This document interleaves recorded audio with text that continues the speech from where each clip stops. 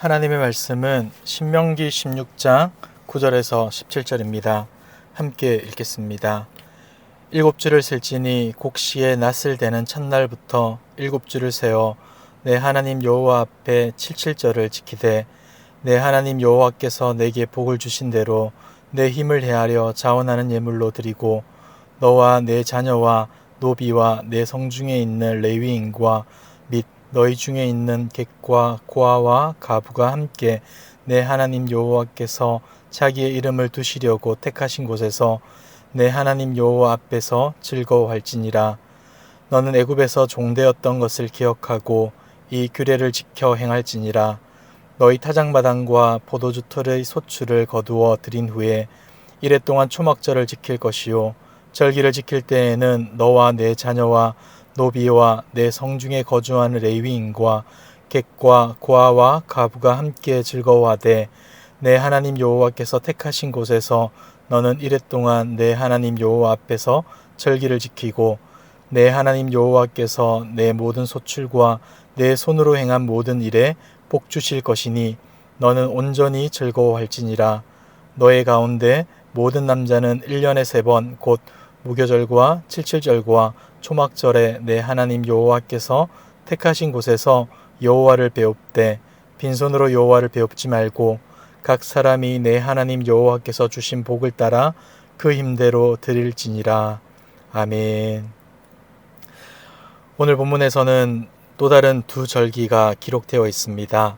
먼저 언급된 절기는 칠칠절로서 오순절로도 알려져 있습니다. 오순절이라는 명칭은 구약 성경을 헬라어로 번역한 70인역의 레위기 23장 16절 번역에서 유래된 것으로 수학이 시작될 때부터 이 절기를 지킬 때까지의 50일을 뜻합니다. 그리고 이 절기에는 보리나 밀의 첫 수확물을 감사함으로 하나님께 드린다 하여 맥추절이라고도 부릅니다.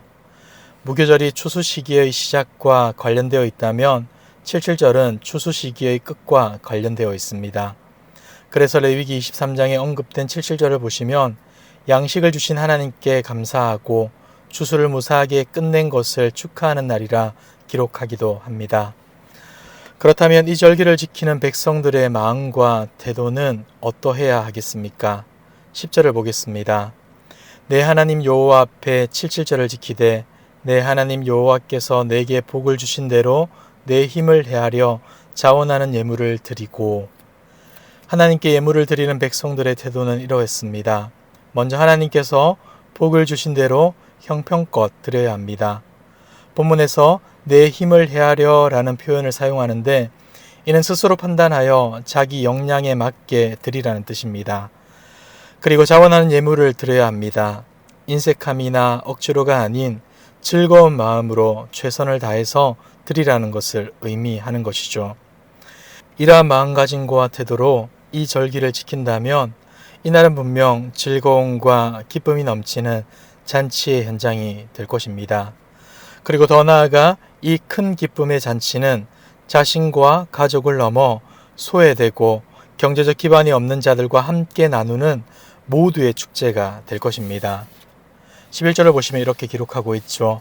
너와 내 자녀와 노비와 내 성중에 있는 레위인과 및 너희 중에 있는 객과 고아와 과부가 함께 내 하나님 여호와께서 자기의 이름을 두시려고 택하신 곳에서 내 하나님 여호와 앞에서 즐거워할지니라.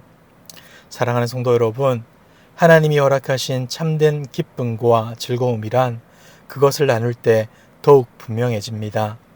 때문에 이 절기뿐만 아니라 뒤이어 살펴볼 초막절 또한 자신만 즐거워하고 만족하는 날이 아니라 다른 이들이 함께 기뻐하고 즐거워할 수 있는 날이 되라 강조하고 있는 것이죠. 하나님께서는 이러한 삶이 합당한 이유를 12절에서 설명해 주십니다. 12절입니다. 너는 애굽에서 종되었던 것을 기억하고 이 규례를 지켜 행할지니라. 무엇 때문입니까?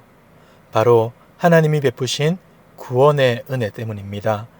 이집트의 종으로 어떤 자유도 누리지 못한 채 아무리 수고하고 애써도 힘 있는 자들의 주머니만 채웠던 삶을 살았던 그들에게 베풀어 주신 하나님의 대속의 은혜, 그리고 지금도 여전히 베푸시고 앞으로도 계속 베풀어 주실 하나님의 신실하신 은혜 때문에 감사하고 기뻐할 수 있다는 것입니다. 하나님만이 우리의 참 기쁨의 근원이며 마르지 않는 기쁨과 만족의 셈이기에 우리는 마음껏 나눌 수 있는 것이죠. 하나님의 은혜를 기억하고 감사하는 백성은 반드시 그 은혜의 방식대로 하나님이 주신 것을 흘려보내는 삶을 살아야 하는 것입니다. 이어지는 절기는 초막절입니다. 13절을 보시면 너희 타작마당과 포도주 틀에 소출을 거두어 드린 후에 이래 동안 초막절을 지킬 것이요. 일명 수장절이라고도 부르는 초막절은 타작마당과 포도주 틀에 소출을 거둬들인 후에 지키게 되는데, 이 말은 1년 동안의 모든 추수, 즉 곡식과 가실의 수확을 끝마치고 이를 창고에 저장하는 시기에 지켰다는 겁니다. 오늘날로 생각하자면 추수감사절과 비슷합니다. 이 절기는 칠칠절과 마찬가지로 모든 사람들이 함께 즐거워하는 절기로 그들이 이렇게 해야 하는 이유를 15절 하반절에서 이와 같이 밝힙니다. 여호와 하나님께서 모든 소출과 백성들이 행한 모든 일에 복 주실 것이기 때문이라. 하나님은 신실하게 이스라엘 백성들을 보호하셨고 책임지셨습니다. 척박한 광야 40년 동안 낮에는 구름 기둥과 밤에는 불 기둥으로 지키시고 때를 따라 만나와 메추라기를 허락하시며 반석에서 물이 나게 하셨습니다. 그리고 그동안 그들의 옷과 신은 헤어지지 않았습니다. 하나님이 그 오랜 광야길 동안 자신의 백성들에게 신실하지 않으셨다면 그들은 광야에서 멸망하고 말았을 것입니다. 그들이 약속의 땅에서 얻을 소출로 즐거워할 수 있고 다른 이들과 함께 나눌 수 있는 이유는 지금도 여전히 신실하시며 앞으로도 신실하실 하나님께서 자기 백성에게 복을 주시기 때문인 것이죠. 사랑하는 성도 여러분, 신실하신 하나님께 우리가 해야 할 일은 무엇이겠습니까? 16절과 17절입니다. 너의 가운데 모든 남자는 1년에 3번 곧 무교절과 칠칠절과 초막절에 내 하나님 여호와께서 택하신 곳에서 여호와를 배웁되 빈손으로 여호와를 배웁지 말고 각 사람이 내 하나님 여호와께서 주신 복을 따라 그 힘대로 드릴지니라. 이스라엘 백성들은 1년에 3번 하나님이 택하신 곳에서 절기를 지켜야 합니다. 그때마다 하나님께서 주신 복을 따라 그 힘대로 예물을 드려야 하는 것이죠. 결코 빈손으로 나아가서는 안 되는 것입니다. 스스로 판단하여 자기의 역량에 맞게 자원하는 마음으로 예물을 준비해 드려야 합니다. 이것은 하나님께 감사를 표현하기 위해 반드시 요구되는 일입니다. 물론 예물을 드려야만 하나님의 은혜에 감사할 수 있다는 것은 절대 아닙니다. 또한 예물을 드린다고 해서 다 감사하는 마음으로 드린다고도 볼 수 없습니다. 어떤 이들은 예물을 드리지 못해도 감사하는 마음이 있을 수 있고 예물을 드려도 감사하는 마음이 없이 억지로 드릴 수도 있는 겁니다. 그러나 마음은 외적인 표현을 통해서 나타나게 된다는 것을 우리는 기억해야 합니다. 주님은 내 보물이 있는 그곳에 내 마음도 있다 하셨습니다.